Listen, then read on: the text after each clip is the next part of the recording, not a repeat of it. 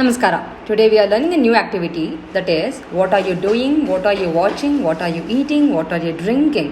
So all these things, how do I say it in Kannada? So how do I say it is, so let me just write it for you.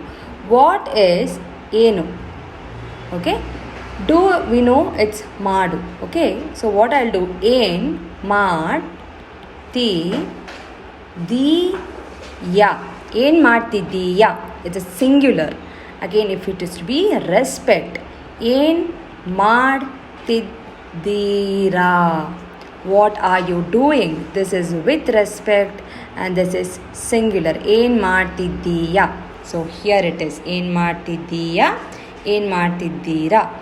Now, please try for watch, which is nodu, eat, tinnu, drink, kudi, write, bare. Or you can use it right itself. Read, odu, ask is kelu, say is hedu.